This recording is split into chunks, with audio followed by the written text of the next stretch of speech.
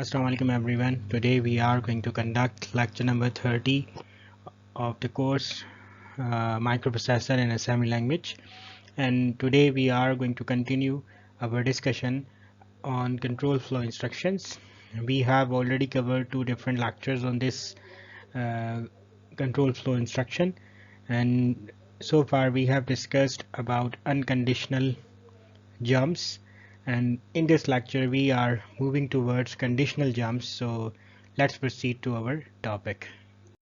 We have started our discussion about control flow instruction. We learned that 86 processor or 8080 processor executes each instruction sequentially, but this sequential flow can be disturbed by use of control flow instruction, and control flow instructions are known to their usage for the purpose of alteration of execution path.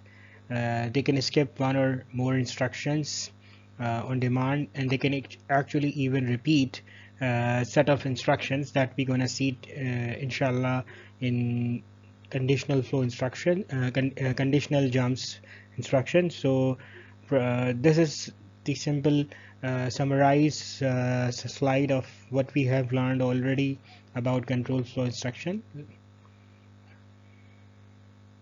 Okay, let's start our actual topic, that is conditional jump. And conditional jump, to explain conditional jump, we will be using almost similar kind of diagram that we have learned, that we have seen when we were discussing unconditional jumps. So these are three different parts. This is part number one. Okay, let me use my pen. Okay, this is part number one of our code, this is part number 2 of our code, and this is part number 3 of our code. What we learned in unconditional jumps, that whenever that GMP command is actually encountered, we were skipping this part 2, which is the set of or group of instructions which can be skipped while one is going to encounter jump instruction within the code, and we have to move directly towards that part number 3, which was labeled in the jump instruction. But that was the story of unconditional jump. This is no more simple jump, rather it is a decision based condition, and here whenever microprocessor encounters conditional jump instruction, he has to take a decision. He has to take a condition and check it whether this condition is true or false. If that condition is true, then he is able to skip that part, and one can see in this diagram as well. Look, as a microprocessor is encountering this jump instruction, this is moving towards a conditional block diagram. This is the conditional block diagram, and in this conditional block diagram, microprocessor checks this condition. If this condition is going to true, then it moves toward yes arrow, and if this condition is false, then it moves towards no arrow. So here he has to take a decision. In case of this condition is true, then he will skip this part and move towards this part 3. But if this condition is false, so what is going to happen, he has to move this to this part 2, so there will be no interruption within the sequential flow after the execution of this code, right? This was the actual flow, and then this flow will continue, and eventually this part 3 will also get executed, but on its normal turn, while this part 2 is already executed. But while in case of unconditional jump, this part 2 was skipped, right, in the flow. So that is the difference between the conditional jump and unconditional jump. Okay, in this slide we are observing a very good analogy of conditional jump with if and else statement. If and else statement are very powerful and very well known tool of high level languages. I hope you have already seen if and else statement in C, C++, and if you have learned Java and basic as well, so you must have seen these commands. These commands are also well known for Android programming as well. So in microcontroller programming these commands are well known. So this if else statement is powerful tool, and one has to also incorporate in assembly language. So it is there is a very good analogy between conditional jump and if else statement. So let's see what happens when if else statements occur in programming.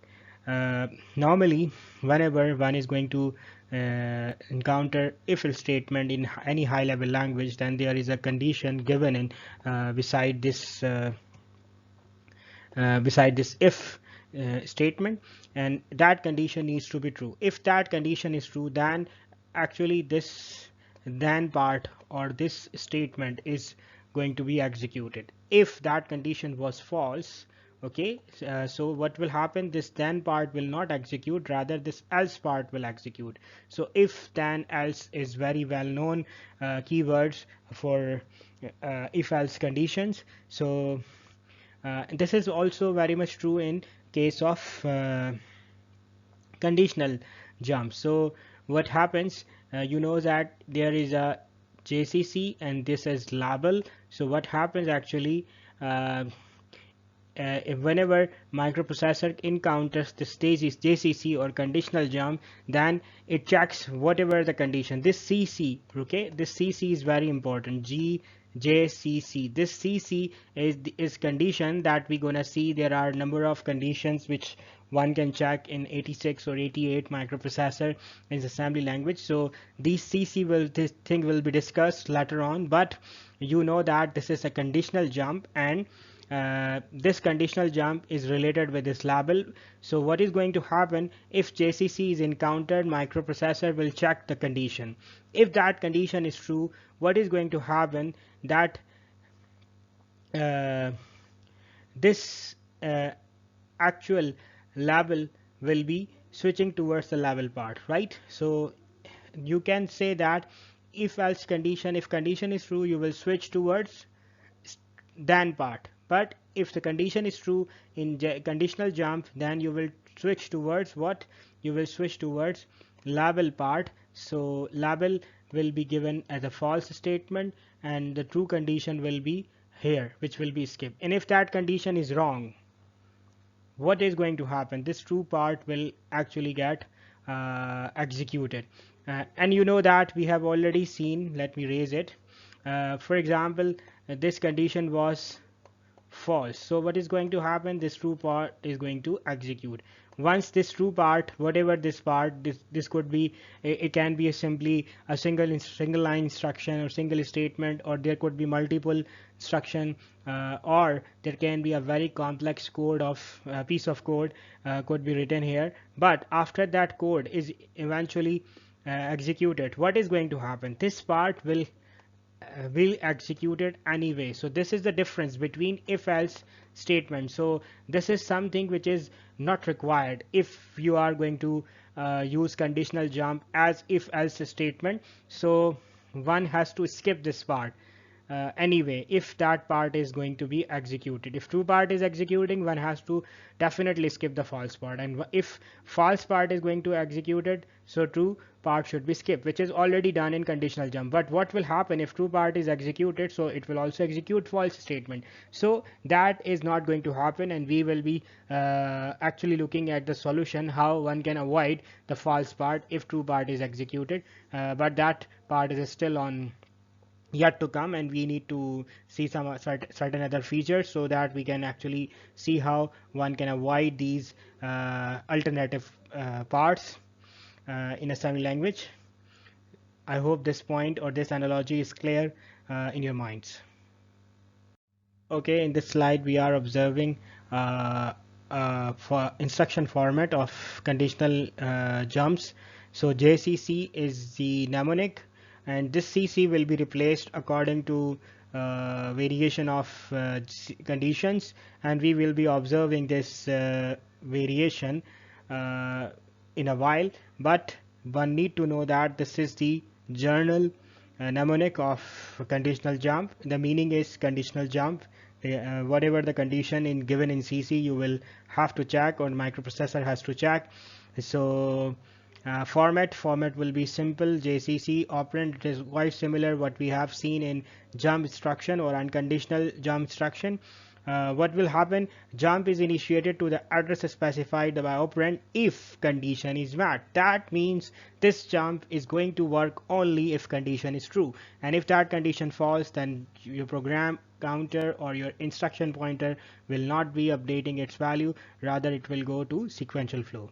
And last column that we have to discuss is flag affected. Of course, it is a jump instruction. It has nothing to do with your flag, so it will none of the status bits will actually get affect from this conditional jump instruction.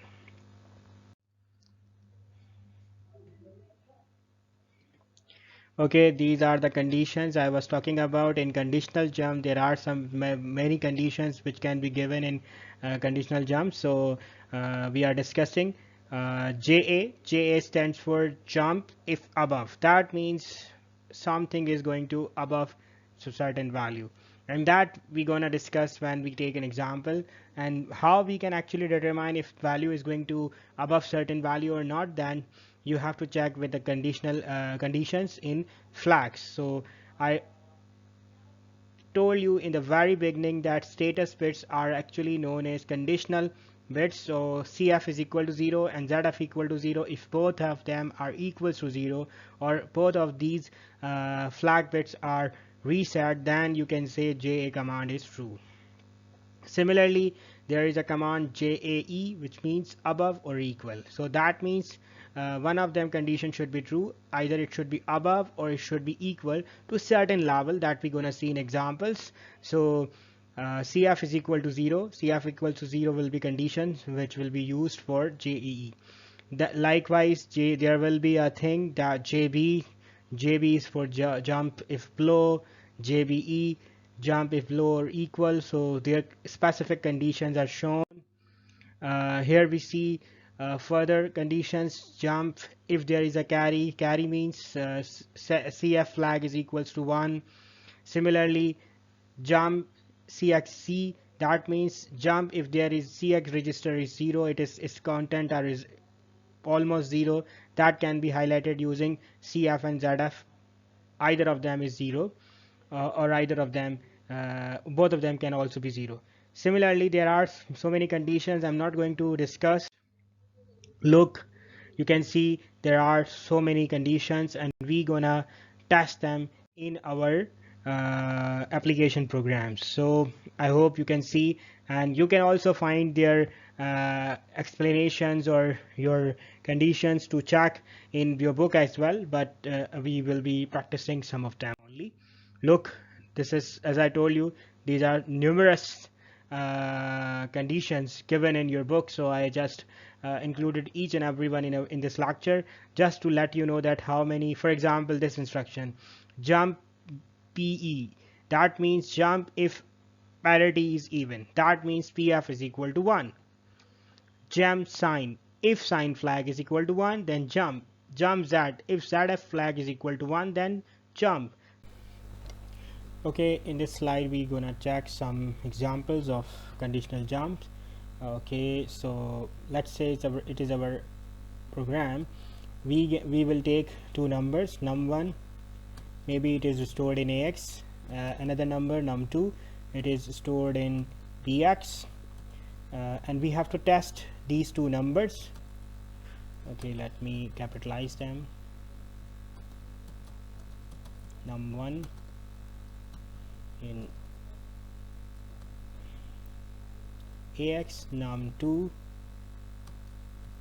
in BX, right? So what we are going to do, we are going to check if these two numbers are equal or not. If they are equal, in case if they are equal, right, let me write statement if equal, we will put them, or what we do, we can actually move BX to CX, and if they are not equal, right, not equal, so we will be moving BX into TX, right? So this is a program that we're gonna write. Let me explain again. There will be two random numbers. We have to put one number in AX register, another number into BX register, and we have to check whether these two numbers are equal or not.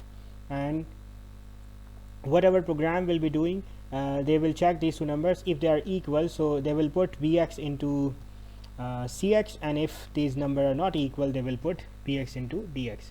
So this is the code that we are expected to write. Let me comment it now, and we will be writing our code here. Let's say we take a number, dummy number, move AX comma, let's say 10234 hertz, move BX is equal to 1024 hertz. So these two numbers are there, and how we can check these two numbers are equal or not? There could be so many conditions. I hope if you write your own program, it will be different. I'm taking a different example, so I'm just XORing them, AX comma BX. So if you XOR two same values, that will result equals to 0, and if you XOR two different values, that means result will be equals to what? Result will be equals to logical 1. So that means if they are equal, all values will be 0, right? If they are not equal, so all values will not equal to 0, and if they are equal, so all values are 0. So that means 0 flag will be high. So 0 flag can be used as a condition. So I'm gonna use JZ if jump if 0.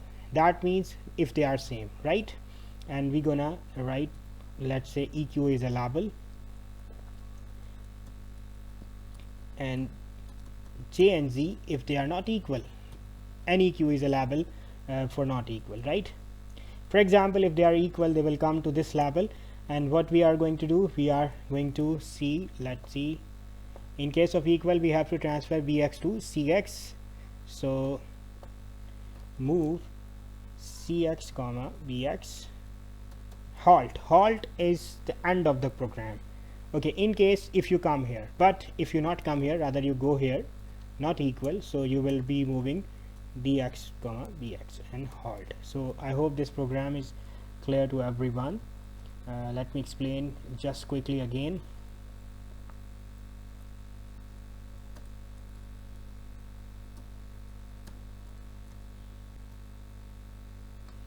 Okay, I hope everybody can see it. So we have put a number 1023 in AX, a number 1024 in BX, and then we are checking XORing them just to check if they are equal or not.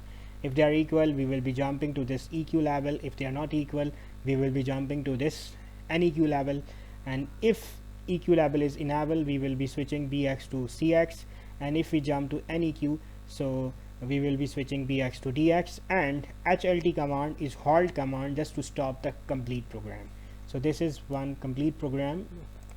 Let's emulate it, and I'm not going to single stop at this program because we have seen so many programs at so far. So I'm just gonna run it, and you know these two programs are not, these two numbers are not equal in this. So what is going to happen? This thing will, BX will be going towards DX. This should be happening. Let's see if it is or not. I hope you can see that BX value is moved in DX. I'm not going to discuss each and everything, but condition is true, right? And now we are going to check if this program is working for two same numbers or not. So let's say we use 23 and 23. So we are testing it for 23 and 23. What is going to happen? Whatever the value of BX, it is going to transfer in CX. So let's see. I'm gonna emulate it, right? And I'm gonna run it. So you can see BX value is transferred to CX. So this is very first application program. I hope you enjoyed this code and you understood it. And if you haven't, please note down your query for the online session, right? Okay, we are going to do one more example. So let's say two numbers are moved in CX and DX, right? Two numbers are there, and we want to check if CX is smaller or larger than DX. So there could be so many logics to develop that program, but what I'm going to do, let's see. So this is just move. let's say we move a number in CX to 4 hex and move DX is, let's say, 14 hex. So I hope you can see that CX is larger here, but we're gonna check it using the program. So let's say we compare them, or what we can do instead of comparing, what we can do, we can actually, yes, we can compare CX comma DX. Remember, CX minus TX will be performed on the back end, and there will be flags on the right side. So you know that if CX is higher, so there will be a positive number generated in the result. So because 24 minus 14 would become 10, which is a positive number.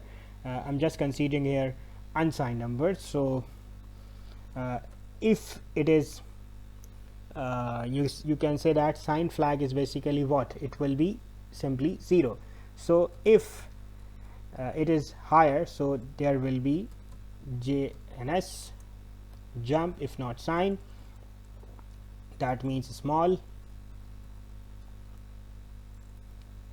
sorry, that means it's greater, and jump sign would be for smaller. And what we are going to do, greater. So CX is greater, so what we are going to do, we will transfer, let's say if CX is greater, we will transfer CX into AX, halt it, and if CX, okay, smaller,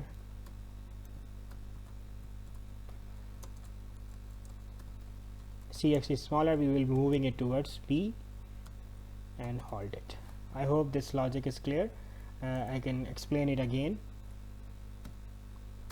Let me set this alignment first so that everything is clear. Yes, so this is our code. We are taking two numbers, one is CX, other is in DX, and we are testing them. Which one is higher? We are testing actually CX. CX is higher or smaller. If CX is smaller, we're gonna move it towards BX, and if CX is greater, we're gonna move it towards AX. So what we have done, we have compare instruction we have used here compare instruction, and then we are using sign flag. So JNS means jump if not sign flag. That means sign flag should be 0, then jump. So sign flag 0 means CX is higher, right? We are subtracting a smaller value from a larger value. And JS means we are subtracting a larger value from a subtractor value, from a smaller value. That means okay, I can explain it in this, but yes, here I can explain. For example, I'm subtracting 10 minus 9. That means result will be negative, right? So what will happen? Sign flag will become equals to high. If we are it is positive, so sign flag will be simply 0. But if we do opposite, 9 minus 10, result will be negative and sign flag will be high, and that is what we are testing here. If sign flag is 0, that means CX will be higher. If sign flag is not 0, that means CX will be smaller. So that's what we are doing. Let's see if it is working or not. Okay, I have to comment it, and this one as well, comment it, and let's simulate it and run it. You can see CX is moved in AX, which is true, what you were expecting. And if we make it smaller, for example 04, what is going to happen? CX, and run it. Now you'll see CX is moved in BX, which was expected. So in this fashion you can actually test any number or any two numbers. You can compare them and you can move them according to your needs. So this is kind of sorting program as well, which can help for your assignment as well. Okay, that's it from this lecture. Today we did practice conditional jump instruction We have done 2 examples program as well, and if you have any confusion to understanding these conditional jumps, please try to note down your confusions or problems, and we will try to resolve them in coming online session. Thank you so much for listening.